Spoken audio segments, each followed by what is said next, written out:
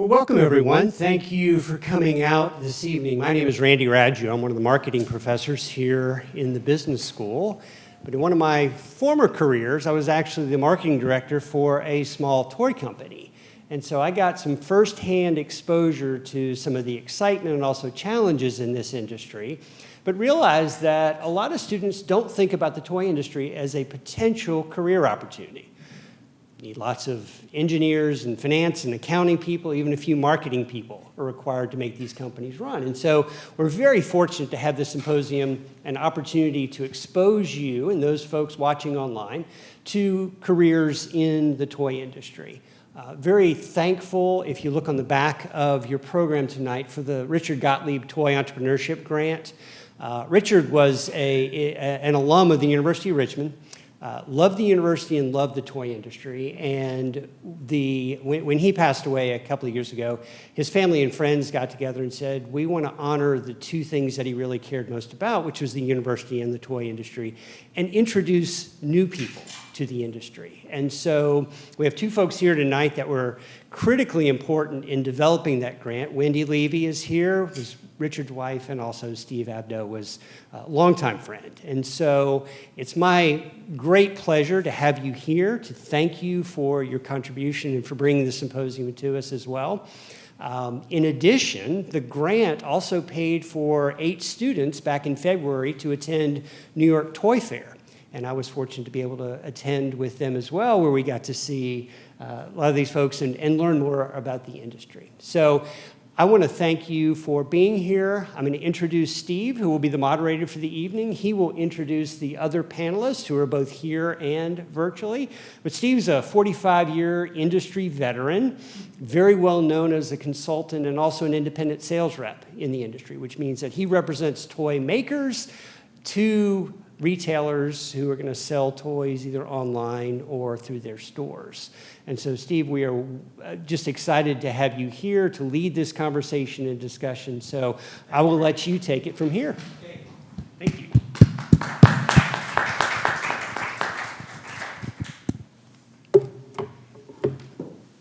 Good evening. Thank you for coming. I appreciate everyone that's here.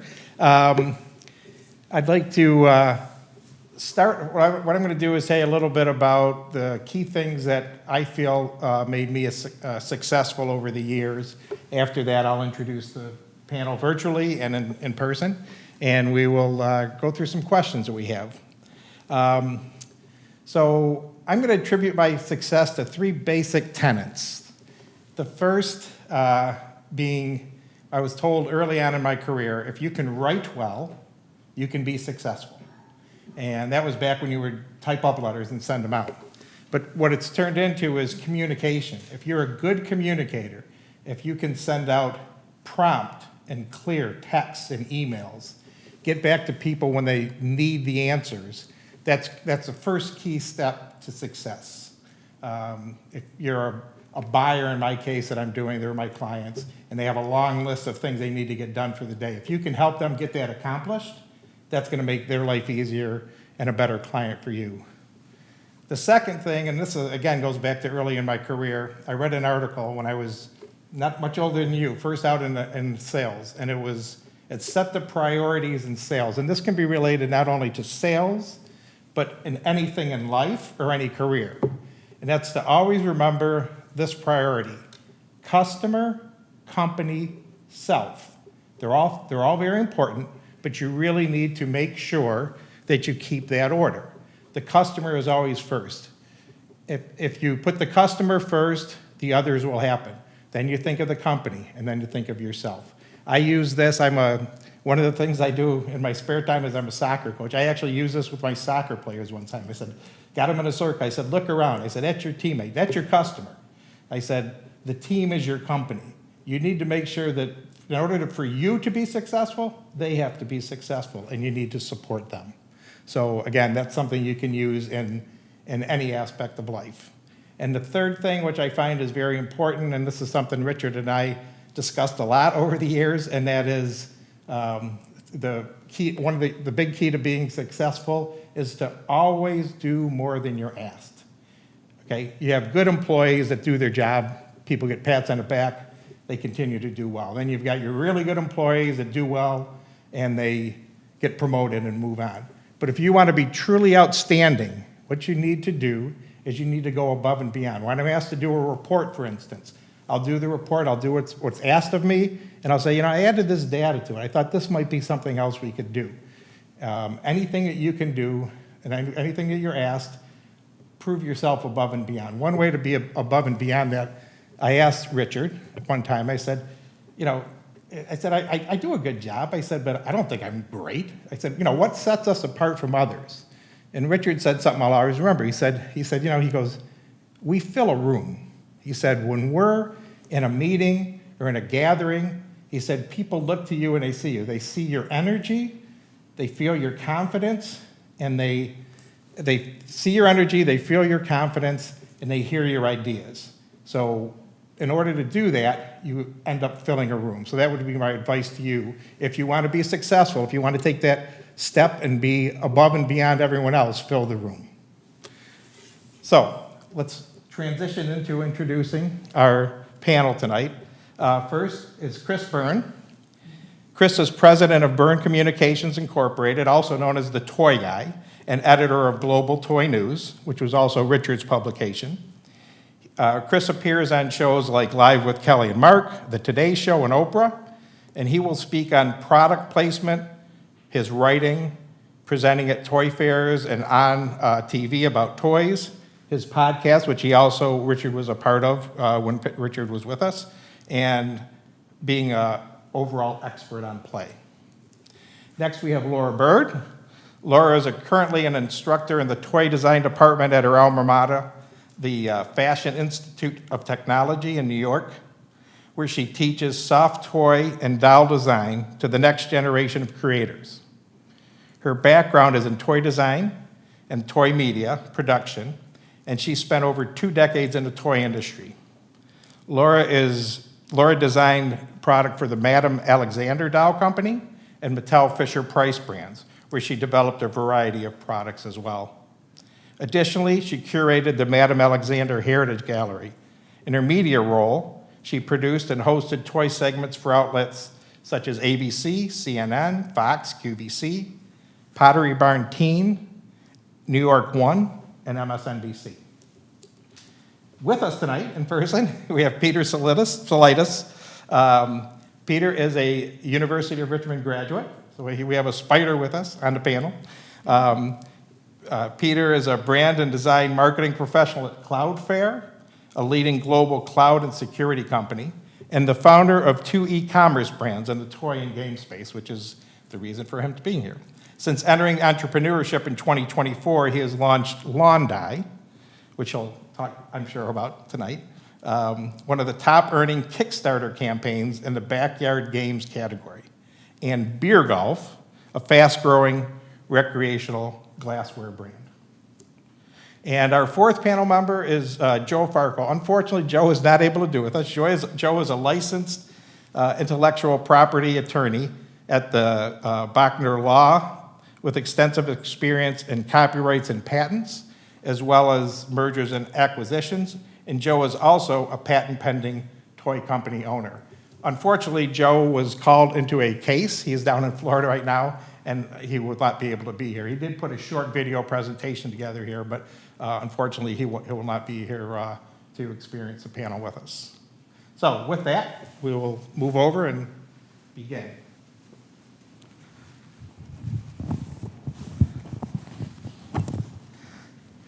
So, I'm sorry. We will run the video that Joe did prepare for us before we start questions with the panel.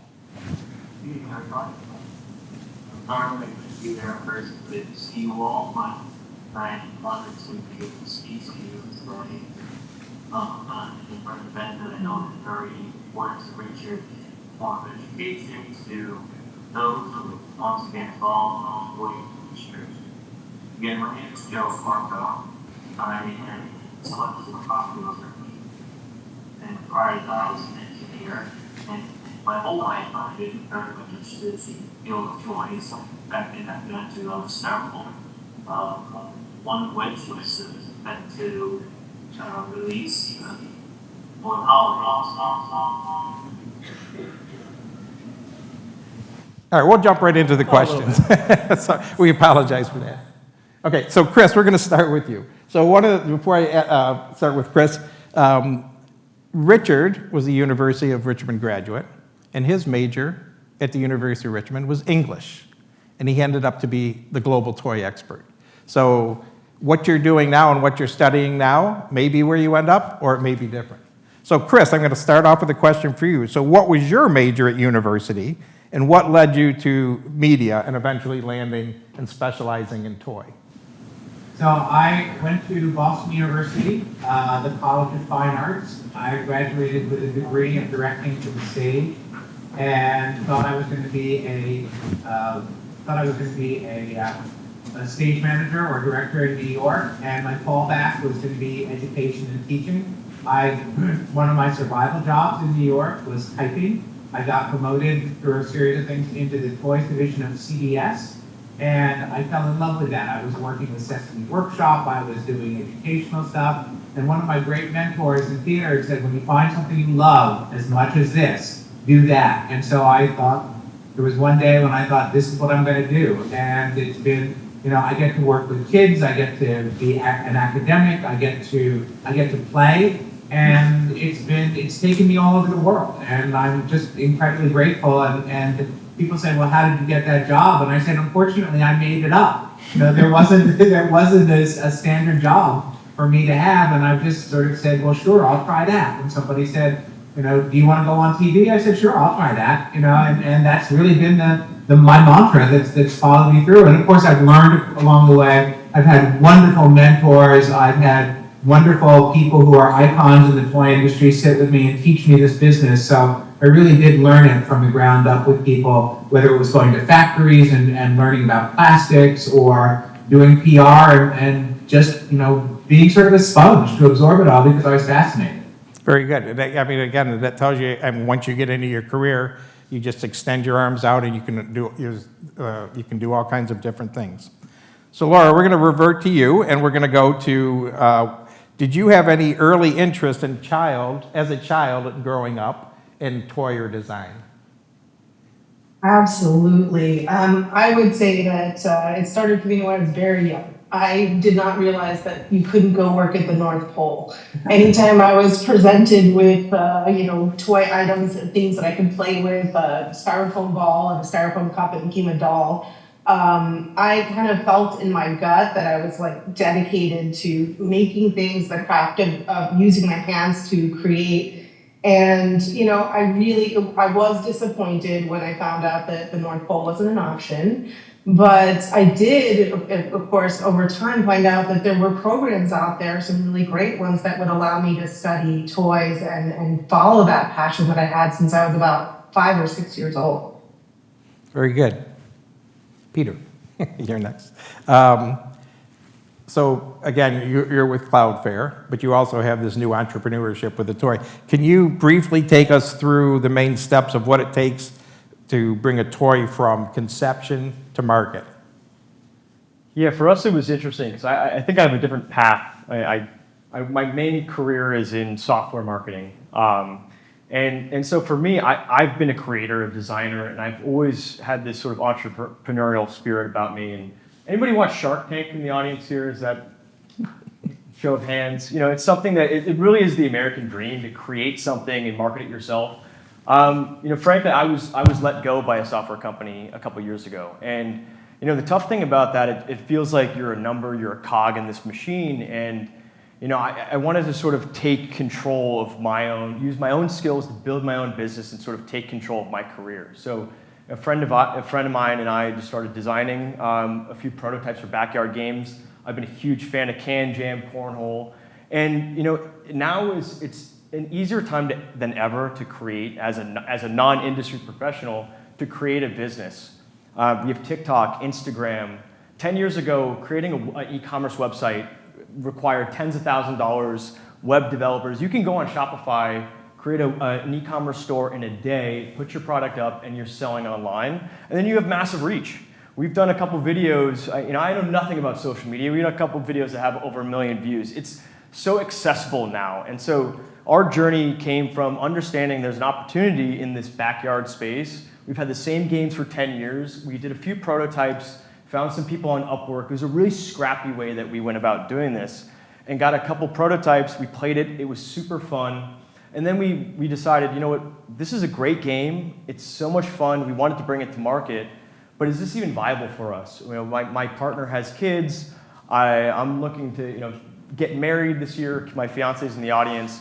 And so is this even worth our time to pursue this? And so we did a ton of research, and we found other similar products on Etsy and online, and we saw that they're being sold for $30. And so that told us, okay, they're selling these products for $30 online, so they're probably producing it for about $4 to $5. So that gave us the validation that not only is this game fun, and we've gotten a lot of feedback from friends and family, but we can sell it at a profit, because as we all know in the toy industry, especially with the tariffs, it is a hard business to turn a profit.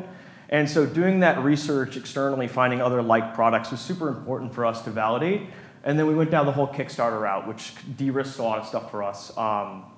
But yeah, that was sort of the scrappy journey for us getting started. No, it's interesting because, again, I'm dating myself because I've been around a while, but I mean, what that used to be was somebody trying to get an audience with a toy company, having to take the physical product into the office and just demonstrate it in a prototype fashion. But now you're talking about Upwork and Kickstarter and TikTok. It's just a completely different process. And as you know, with AI and everything, it's just going to get more and more that. Sure. All right, Chris, back to you. So we're here for Richard. We're fulfilling Richard's dream is what we're trying to do here.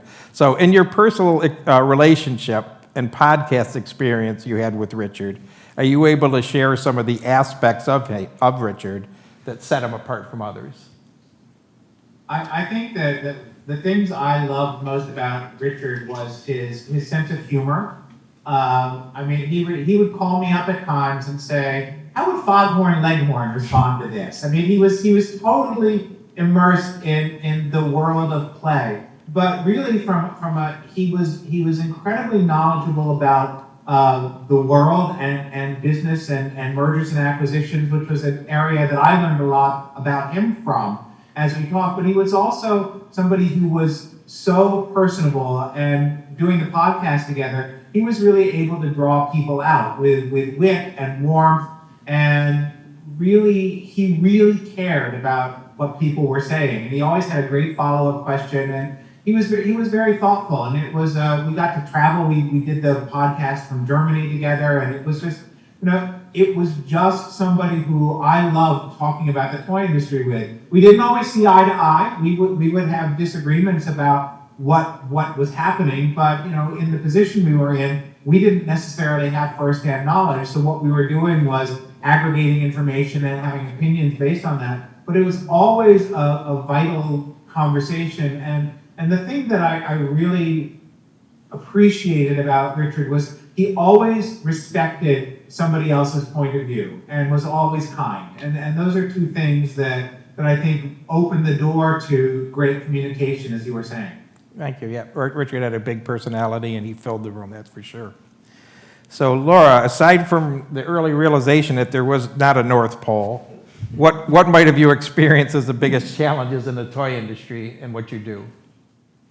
Well, I think as far as challenges go, it's the fact that it's ever changing, that there are these waves, and you kind of try to figure out what wave you're going to be surfing next in terms of trends, in terms of interest of young people. Even at present, there are a lot of zennials who love toys almost as much, if not more than young people.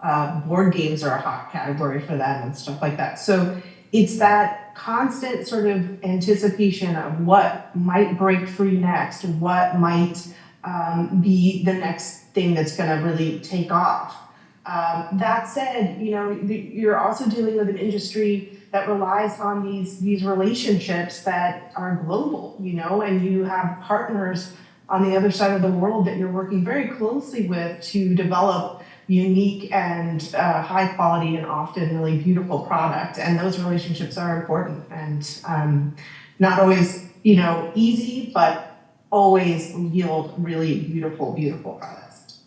Very good, thank you.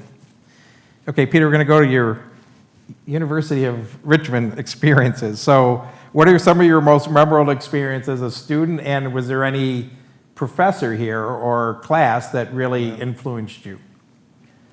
Yeah, I think before I get into that, I know we have an intimate group here. Any students, any UR students currently in the audience? We have one. And what are you on the marketing track or accounting, finance? I'm a business administration major. Awesome. Studying marketing, international business, and marketing. Awesome, cool. Good prerequisite for toys. Yeah, There you go. for sure. Go No, ahead. I think it's funny at Richmond. I was an accounting major because of a guy named Joe Hoyle. Have you taken one of his classes? No. Unbelievable professor.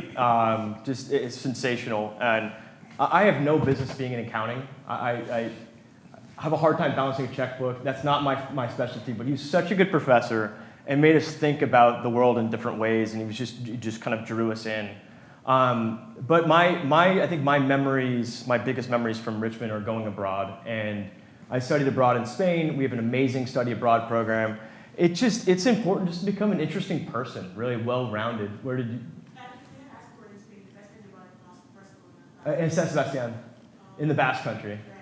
Yeah, I couldn't get into the Barcelona program. It's amazing. But I think that study abroad program is just, I think first and foremost, for me, I didn't have a clear direction. I don't know how if the other panelists knew they were going to get into toys. I think it's an industry a lot of people fall into, but I think for a lot of people not fully understanding what they want to do, focus on just getting experience and becoming a well-rounded person, experiencing other cultures, learning how to communicate with people. It is a global business, and as Laura mentioned, just having the skills to connect and communicate with different people is universal across the board. And I think that experience certainly set me up for success in working with our manufacturers over in Vietnam, over in China. We're dealing with warehouses over in the Netherlands, in Canada. So getting that experience is really important here at Richmond, especially if you're not going directly down an accounting or finance path. So Peter and Laura talked about it, or touched on it a little bit, but Chris, I'll throw this out at you, but you've been around in the toy industry for a while. What do you see as the major changes that you've seen over the years? And more importantly, for those looking to get into the business, what do you see as the biggest changes ahead? Well, the biggest change has been, well, let me back up and say, child development hasn't changed. We have not evolved that fast as a species. The crops have changed and what kids are playing with, but the role of play in healthy development, especially for preschoolers, that's, birth to probably age 6 or 7, hasn't really changed. What has changed is technology. The culture has changed. I think one of the biggest changes coming out of the pandemic is we had, for years, when I was growing up, back in the dark ages, we had, there was kid world where all the kids played together. There was parent world where kids weren't allowed. And then there was family world. And that those three worlds were very distinct. But now, because of the pandemic and because of what we've seen in the evolution of the millennials, Xennials, and now with the Gen Alpha, the Gen Alpha parents, we're seeing that the family is more interacting. For example, I talk to a lot of parents who say their favorite part of their day is playing with their kids. My parents' favorite time of the day was having a cocktail and having the kids be in the other room. So that's the social construct is very different. I also think that the role of toys in people's lives is very different. Laura touched on the Xennials who are into toys, and these are the art toys, the Labubus of the world, the Skull Panda, the Hello Kitty. This has become a very big part of the social fabric, not just in the US, but around the world. And you see the growth of Pop Mart and Miniso and all of those different places. So the social interaction around play is still very important.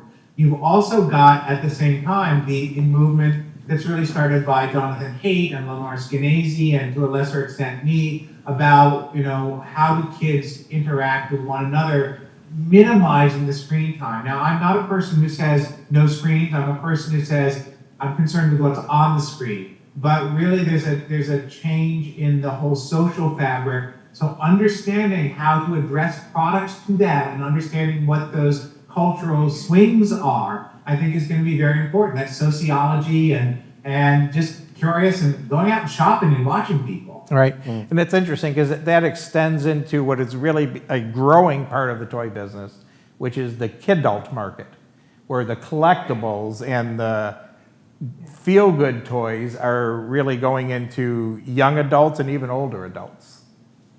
And I would say that my grandmother and aunt had collected porcelain figures, and back at the beginning of the 19th century, Staffordshire pottery was a huge rage. So the collecting behavior is still something that is very much prevalent throughout human life or human culture. It's just that now what's being collected are action figures and Labubus and all of those things, rather than things that are made specifically for the adult collector. So there is a synthesis, if you will, of these product categories that are appealing to adults. But the underlying collecting and branding yourself with a toy is still, with an object, is really what's at the essence of it. Sure. Very good. So, Laura, so you are a designer. You come up with designs. You do most or all of what you do is with dolls. So what is the timeline from concept to how long does it take to start with an idea and a design for a doll before it's actually on the shelf? Or I say on the shelf. Is that an old term? Hey, Even look, applies. there's still shelves. Either on Not a Toys R Us, but on the shelf or on Amazon or on e-commerce. I mean, look, it depends. It's company to company. It's very different. A lot of companies are working a couple of years out. They're looking at maybe now, spring 2027. Like they're way ahead of the curve. My experience at Madame Alexander was very different. We were designing on a shorter timeline.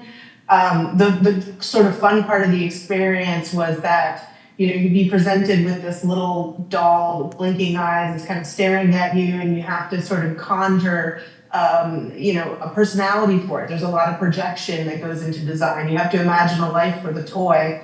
I think that's part of what's comforting when adults collect. You kind of look at this object and you kind of imagine what the personality is. So a big part of design is kind of filling those voids. It might be, just a teddy bear or a doll, but you have to bring it to life. And so the first part of that process would be sparking within yourself that sort of that projection, that moment where you're like, okay, this one is, a Halloween doll or whatever you choose. Then, there's a process of designing. You work out your colors, you figure out your sourcing, your fabrics, what it's going to look like. And at that point at Madame Alexander, we were lucky enough to have people who actually still would sew at the factory. So we would have a hand sample that we could examine, and then we would send those hand samples overseas.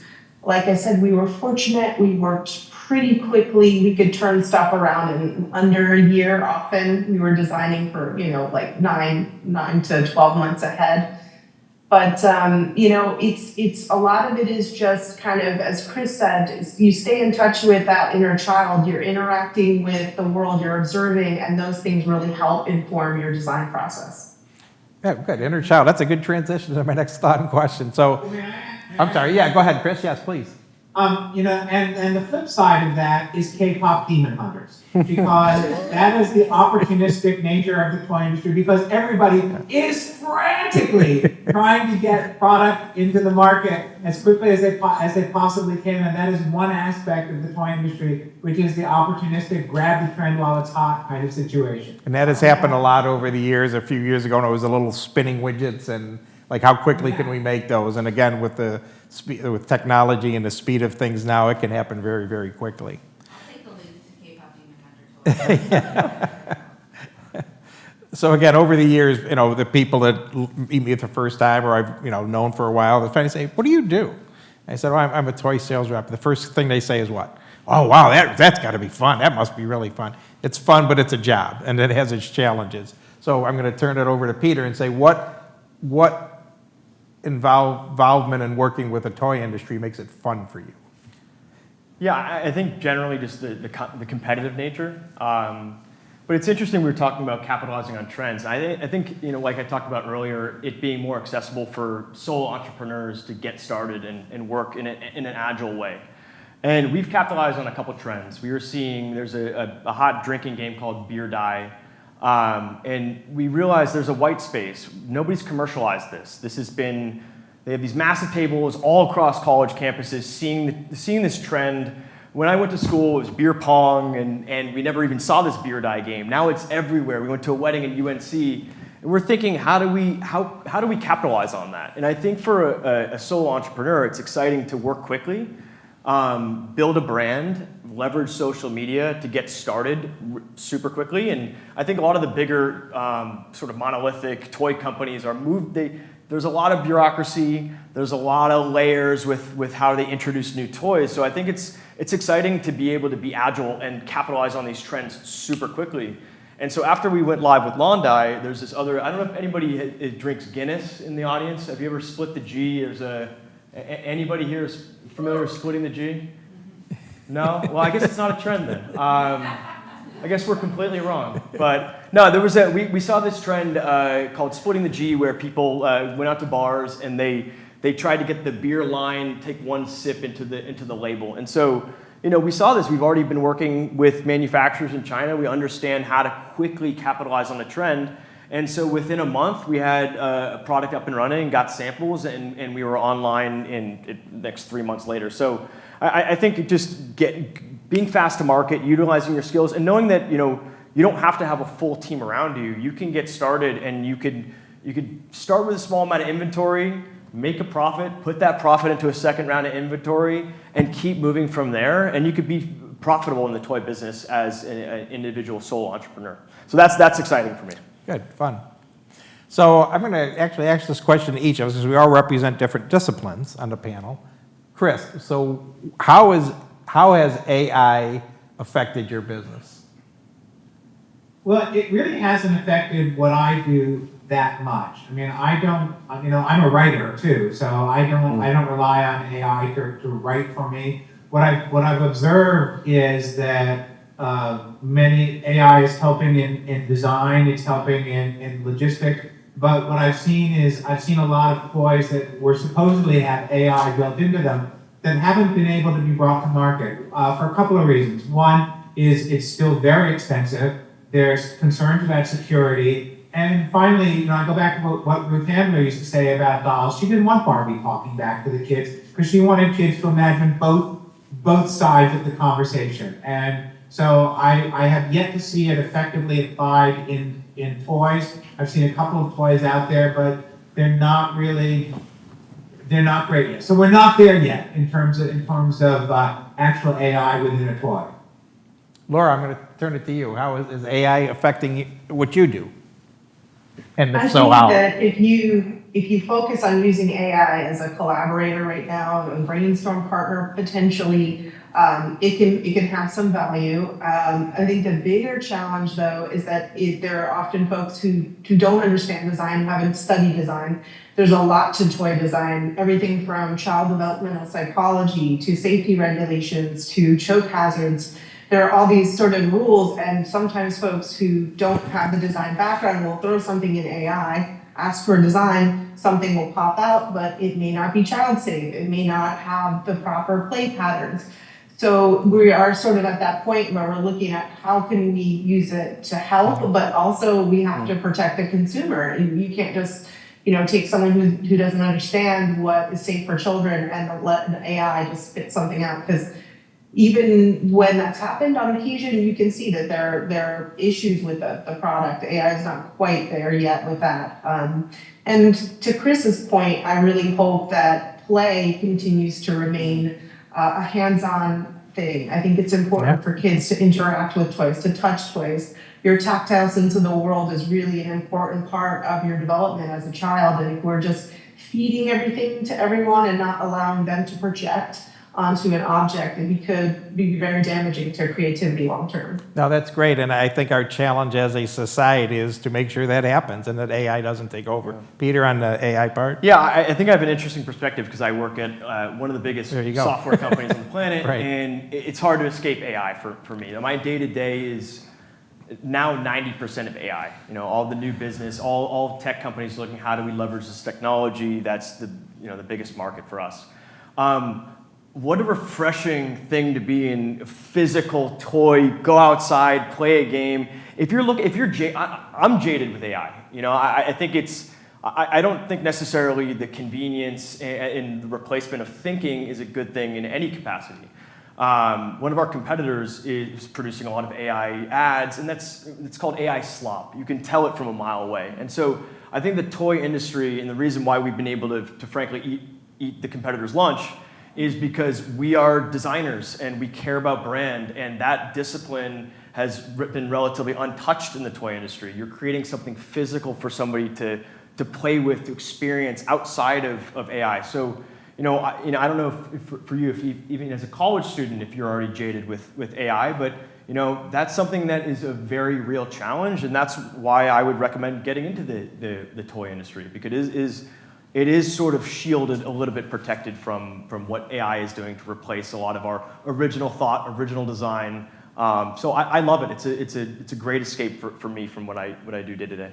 I find this all very interesting because my experience with it is similar, and that's like it's a tool, but it's still early and very undeveloped. I'll share a couple of anecdotal things. So my biggest customer, where I sell my most vendor to, is what? It's Amazon. So Amazon requires a lot of content, images, copy. The more, the better. So one of my companies is an RC company, and early on, just a couple of years ago, the person that does the copy went into AI and said, "Okay, develop some, give me some romantic copy for this RC, for this radio control." And he described the radio control product a little bit. And AI came back with it. It would be a great thing to take on a first date. So again, that's just the relationship that AI isn't smart enough yet. So, and then one of my other lines, they tried to use it for copy because they're the old balsa wood plane kits, and the market for that is mainly the older gentleman.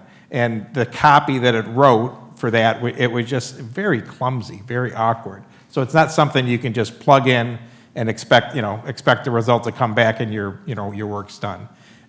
It can be used as a tool, but it's still got a long way to go. But it's moving fast, so it's a real thing. Sure. Yeah. So again, for students, and I know we don't have a lot here, but those that are going to be moving into the workplace, again, I'll pose this to all questions. Peter, we'll go ahead and just start with you. Is your job 100% remote, partly in the office, is it hybrid? Where do you work? We're in the software business. We're sort of hybrid. We have an office in the World Trade Center, which it's interesting because my team is distributed across the globe. I go in more just to have a space and connect with other colleagues, even though we're not collaborating. So yeah, it's a hybrid approach. Our online businesses, we are, like you mentioned, we leverage a lot of online services, WhatsApp, Alibaba to find manufacturers, Upwork to find different folks to do anything. And that's another thing about entrepreneurship now is, you don't have to be a 3D designer to create something. There are ways in which you can leverage. If you have a sketch pad, if you have an idea, and I always recommend to students, just go build something. That's why I think the Benchtop program is so amazing. There's no replacement for learning by just building and figuring out how hard it is, and all the things about import taxes and tariffs and how do you acquire new customers and remain profitable. So I think the short of it is you can leverage a lot of online services, but you're connecting with other people to get going. So that's been my experience. Chris, where is your work done? Where you see me right now. This is Toy Guy HQ. Yeah. But really the more important thing is that a lot of what I do is very personal. If I'm going to, I'm about to leave for 12 cities, and I'm going to go to the TV stations and talk to the people, and that connection, that human connection is so important for that. But what we tend to do is we have what I call a virtual organization. There's a group of us who are specialists, and we come together for projects, and when the project is done, we go our way and come back together. And we've been doing that for many years, and it's really been a very efficient way to run a business because I don't have a payroll. People are paid as consultants, or I'm paid as a consultant, and it's a structure that's worked very well because it allows us a lot of flexibility, and it allows me to draw on people whose talents might be different. If I need a designer, if I need a logistics person, I've got a guy in Hong Kong who can actually find factories for me. I can call him up, and so it really is a very fluid and flexible kind of structure. And okay, we'll go with Laura. Well, my work, as most of what I'm doing now is either freelance from home. So like Chris, I have an HQ, a design HQ. But I teach, so I'm in the classroom with the students, and we kind of made it through the end of COVID, and we were all masked up. I felt, as soon as we got back into the classroom, as soon as students were able to re-engage with each other, that collaborative atmosphere, that feeling of being part of a team.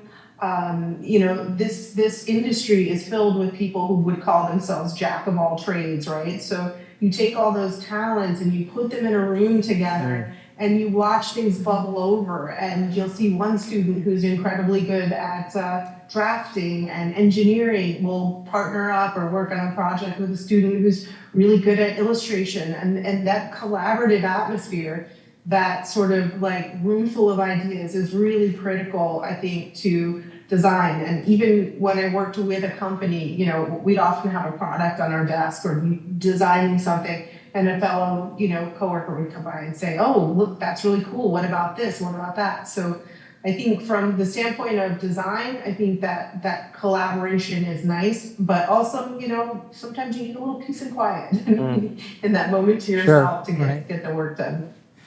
And I'll share with how it affects me. I mean, I've been remote for 25 years. I'm an independent rep. I work out of my home. I do a lot of travel. But again, I really was the remote working out of an office and a computer. It's been something I've been doing for a long time. As far as my vendors that I represent, the toy companies, they pretty much all have in-house staff. And they go into offices. There are offices, and you've got warehouses and physical work. But they do work from offices. And as far as the retailers that I sell to, interestingly, and somewhat surprisingly, maybe not somewhat surprisingly, but I work with a big distributor that sells a lot to Amazon. They're remote. Those people work from their homes. They have a warehouse. They have a space to go to when they want to or need to. But most of the time, they're more comfortable working from home. And retailers, which are a lot of Midwest retailers that I work with, and I think this does apply to even the Northeast retailers like the TJ Maxx's, BJ's Wholesale Club.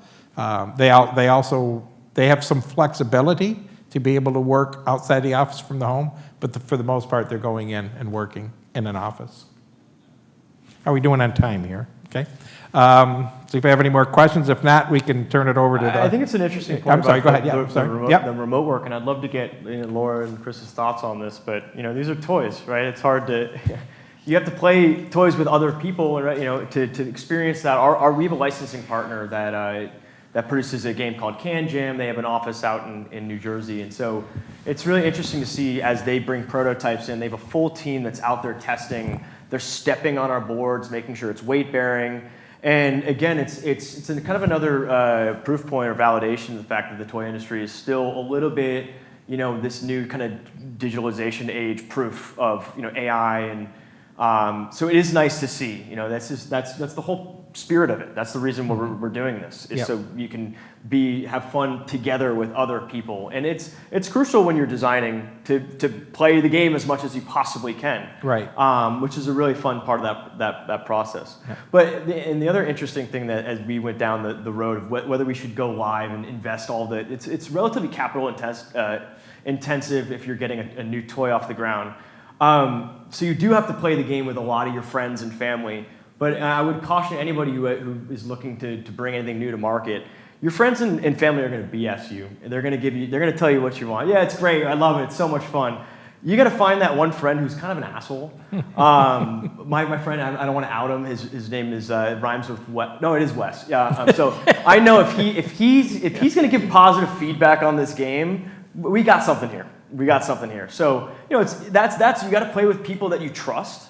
And, you know, that's why it's good to get exposure to when you're bringing something to market, exposure to as many human beings who are going to give you this, you know, the honest truth there. So that's why it's been, you know, particularly appealing in today's era. Good. You know, and that brings, I mean, you know, the big single event, there's a lot of different trade shows, but the big single event is the big New York Toy Fair. And that is, and Peter and I were talking about that earlier, and the experience, I've been experiencing it for many years, as have some of the others, Chris and Laura, but that's all hands-on. And that's just like one big, huge show where you can see all the different toy companies, all the different toys. There's demonstrations going on in the booths and in the aisles and everything. So that is the hands-on part of it, which is fun and interesting.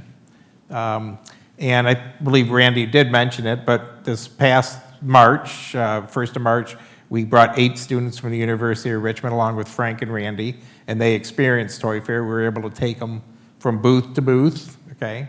And I'll give you an outside of the box, or that always doing the extra thing. I had planned to take them to 3 of my different vendors, and I looked at my watch, you know, we got a little bit more time. Do you have more time? So I took them to another vendor. So again, that's all that add-on. But, you know, and the students that we brought, there were 8 students, they were interactive. I was very pleased to see everything that they offered. They asked lots of questions. It was a great experience. We were hoping to do that every year. Based on other things going on at the University of Richmond with the schools and other events that they have, we've decided it's going to make more sense to do it every other year, so we'll do it again in a year. And the reason we're doing this is because they said it was too much to go to Toy Fair again, the next Toy Fair, which is going to be in a couple of months. So we decided to, like, okay, what are some other ideas we have? Let's bring a toy panel to the university and discuss things. So again, we've got a few more minutes. We can open it to the crowd. I'll open it up to the panel. Is there anything else you'd like to bring up or discuss, or would you want to have the audience ask any questions? I just wanted to add one thing about, about the collaborative nature of this work. It really is collaborative. But thinking of it from the child's perspective, when you're in 3 dimensions, that is a very different impact when a child, especially a preschool child, is playing in 3 dimensions. That is a very different developmental process than playing flat. I mean, they are actually literally building perception and synapses in the brain, and the brain is actually developing in response to it. And that like when you're playing with slime or you're playing with Play-Doh, that is actually releasing chemicals into the body which are calming. So the role of play is really dimensional, and it's very important for that to be experienced by the people who are developing the toys. So you know it, because I go through Toy Fair and I go, has a child ever played with that? I mean, what is that? At the other times I'll go, that's amazing. So it really is a world of 3-dimensionality and collaboration. So why would you not experience that in the developmental process? Very good. I agree, Chris. Play has a therapeutic element. So I think that part of it's just really important, is to let that kids have that interaction, and it is, like you said, 3-dimensional. And often our students interact with kids when they're designing, so they can see how kids respond to what they're creating. Very good. Well, if we do want to do. Yes, I'm sorry, go ahead. Yeah, Emily, yep. Questions from the audience, because I think it's Oh, okay. Yeah, maybe it'll also be, because it is an intimate group, like helpful to understand, what brought some of you guys out here. If anybody's willing to kind of share why this session was appealing, I think it'd be super helpful for us to kind of share our experience and see if it.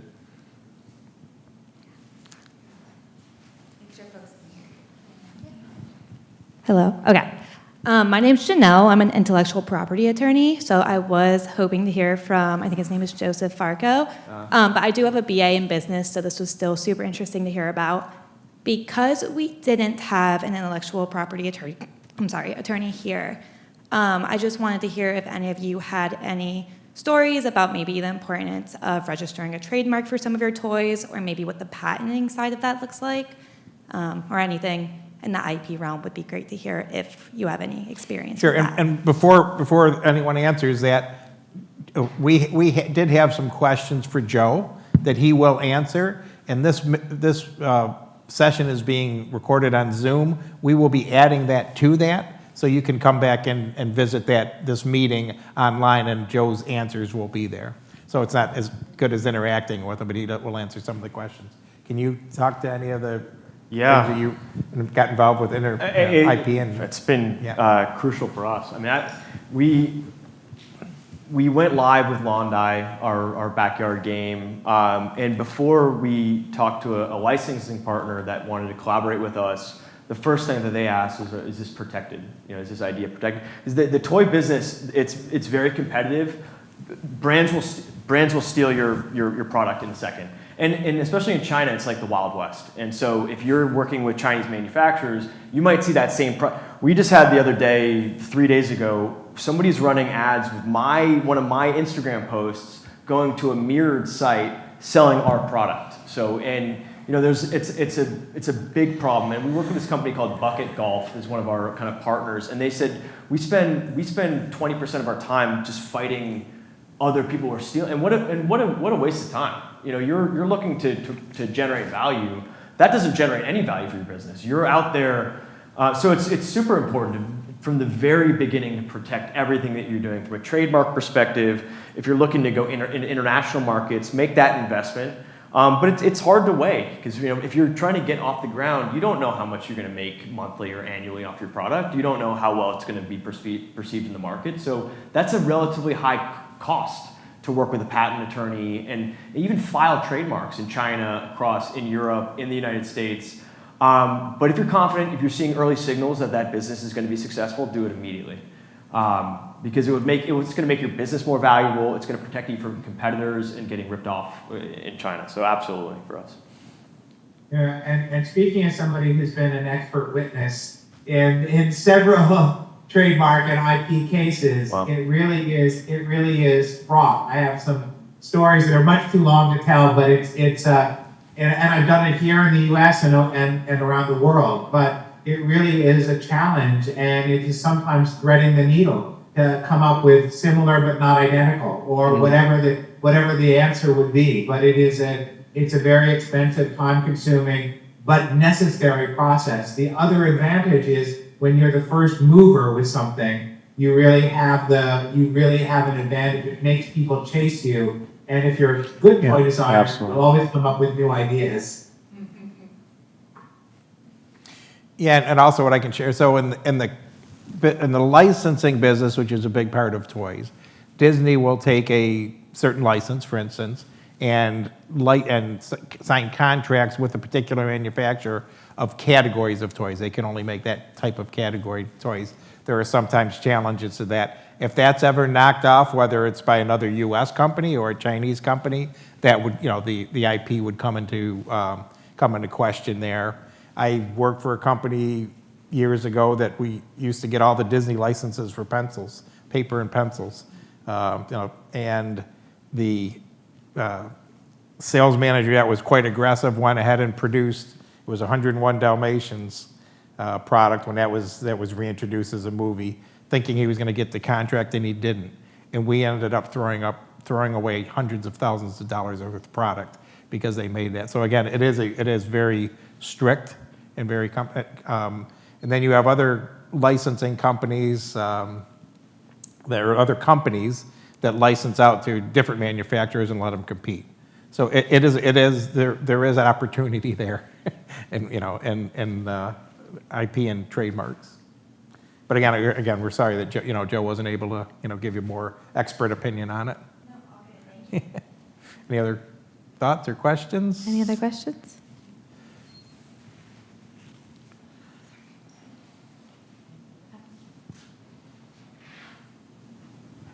Thank you.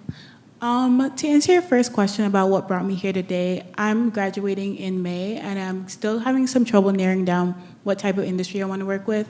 I consider creativity to be one of my strongest assets, so I really do like children's media and toys as well, so I was just interested in hearing about your careers and what you guys do. And my question had to do with, since you guys have a lot of different experiences overall, I was just curious, is there anything unique to your current roles that you don't really get to do in your previous experiences that you tend to enjoy? I mean, I'll speak to that a little bit. I think the most exciting part about my current role as a teacher is that moment where I get to watch the younger generation or the students themselves see the sort of that rewarding moment when they've created something that they're proud of. And I think that regardless of what you choose to do in life, whatever path you follow, follow the path that feels natural to you, where you feel like you might be able to make something or build something or be part of something that you feel proud of. I think that that's really, really important. I will keep you coming back to work day in and day out. And like, it's sort of that point in my life where I jokingly call this the pay it forward time, where it's like I get to take what I know and pass it to the next generation of designers and watch them spark. And I hope the same for you. You find something that really sparks your creativity. I would say that when I get to see a kid interact with a toy and I see that light go on in their eyes and that imagination and they are off to the races with that, it never gets old, because it is, play really has three purposes. It gives kids new experiences, it allows them to explore the world, and most importantly, it allows them to express themselves. And I think that watching a child become themselves and discover themselves through play is one of the great joys of my life. Very good, thank you. Well, I wish I could answer the same way. I produce a drinking game, so that's way tougher for us. I would say it's both for toys and e-commerce for you, and I think like what's really challenging for a student coming out and going to the working world. If you're an analyst, you're an intern, you're typically not going to get a lot of real responsibility, so it's hard to really understand what sparks joy in what you're doing for your career. And I think, as I mentioned before, it's accessible to get something online and sell something online and learn. You're going to learn how to run TikTok. You're going to learn how to set up distribution. You're going to learn all about logistics and hopefully licensing. And I think just going through that process, and whether it's a success or what we deem a failure, you're going to learn something. You're going to learn what you would like. My fiance is a PR professional. She's helping us out. It's amazing. We're in CNN and other gift guides.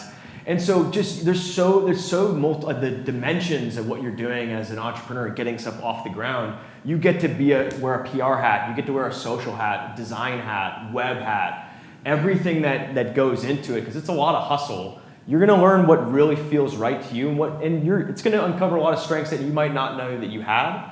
So I always recommend, and finding opportunities with the benchtop, and I was part of the Martin student workshop we were talking earlier. I don't think they're around anymore, but finding opportunities with the Career Center to just utilize your skills, just do projects, just get it out there and figure out what you're good at. So I think the toy company, e-commerce in general, is great for that. Thank you. Of course. Thanks for coming. One last question, if anyone else has a question. Okay. In the white, with the glasses and the white crew neck. You gotta, you gotta have a question. You gotta have a question.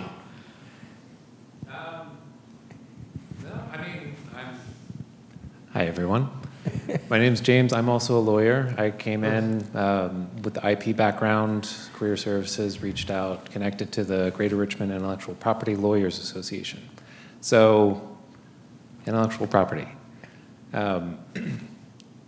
Hearing everybody talk about creativity and something that makes you excited, that is what got me into the IP space personally. And it's what keeps me. I'm looking at it from the video game perspective. I work with content creators now, so the people who are on TikTok and some of the other social media platforms, kind of a niche that I'm working in right now. But do you mind if I ask you a question? Go ahead. Just generally, what are you seeing now? Like I mentioned, I quite literally am being served an ad with my own face for another company. It's insane. We talked about how has AI affected. What are you seeing as in the IP patent space? What are some challenges that maybe we didn't have to deal with that you can help me out as an e-commerce founder? What are you seeing that's changing right now that you're keeping your eye on? Well, it's more just copies, counterfeits. They've existed. Yeah. And so it's really just how they're being produced, the formatting, and the detection software.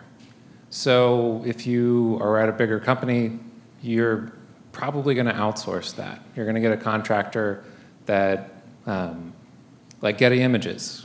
If you have copied any of their images, you know who that company is that will send those cease and desist letters. So for smaller creators, solo entrepreneurs, it's really just a matter of looking into how can I work within the existing framework to detect all of these different avenues where things can pop up, Reddit, Etsy, all of these different platforms that are very accessible, and how much time, how much of a resource you can personally invest, or just how much risk are you willing to take dealing with counterfeits. You know, if you don't have the time, then, you know, is that an opportunity that you're missing? Are you okay with that?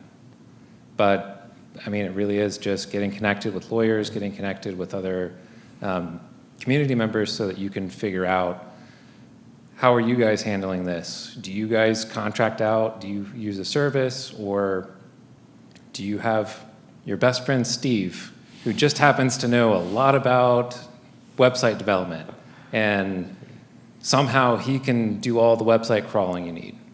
You know, those are the things that I would be looking into. And we have our standard practices as lawyers, but we also contract some of these search services out as well. So, yeah. Thank you. Thanks for being on the spot to answer questions. Yeah, thanks. All right, well, I think our time is wrapped up, but you folks can continue the conversation. We do have reception if you would like to join outside and make sure to have some connections. I think Wendy might have some ideas about connecting Joe with the folks who are here from the intellectual property world as well. Randy, did you want to add any final thoughts, or should I thank the panel?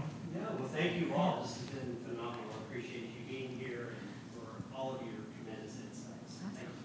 Thank you. Thank you. Thank you to the folks online. Peter and Steve here. Please stay and connect.